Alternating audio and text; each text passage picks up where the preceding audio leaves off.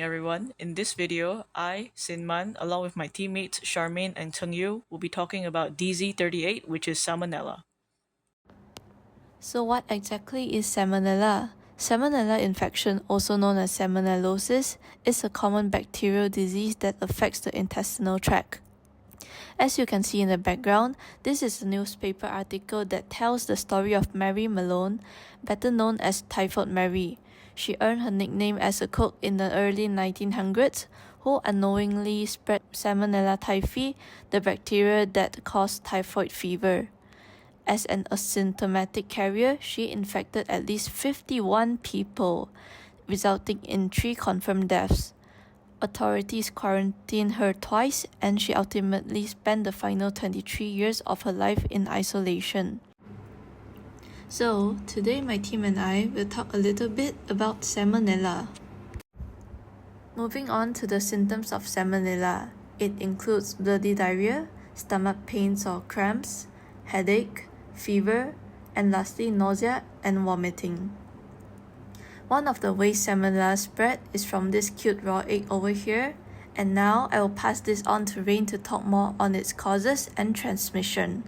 Now let's talk about the causes of Salmonella. As Charmaine has mentioned earlier, eating raw or undercooked eggs can cause Salmonella, especially when you don't clean the egg beforehand. As shown in this image here, this is a chicken egg that has feces on it.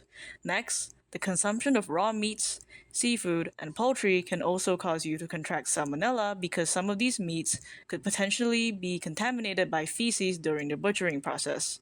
Moving on, unpasteurized milk could contain the Salmonella bacteria because it has not undergone a very specific type of heat treatment which kills the bacteria off. And lastly, drinking water that has been contaminated by feces or urine can also cause Salmonella in humans. So, in other words, Salmonella is mainly spread through food items contaminated by the Salmonella bacteria in the feces or urine of an animal. Here are 2 cases of Salmonella in Malaysia. The first one is the Laksa Kebul outbreak in Kedah, which happened in October 2018.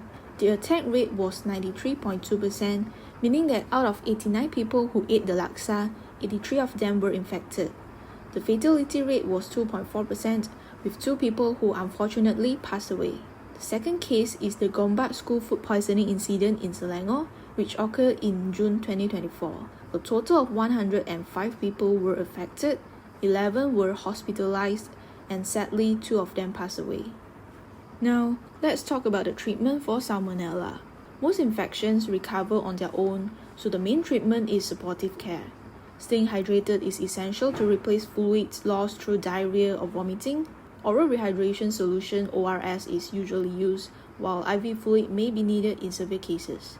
Antibiotics are only given when the infection spreads to the bloodstream, the patient has a weak immune system, or for typhoidal infections.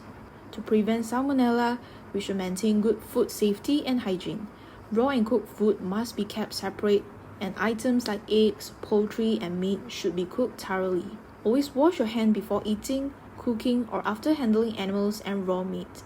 Keep animal areas clean and away from food preparation zones to avoid contamination.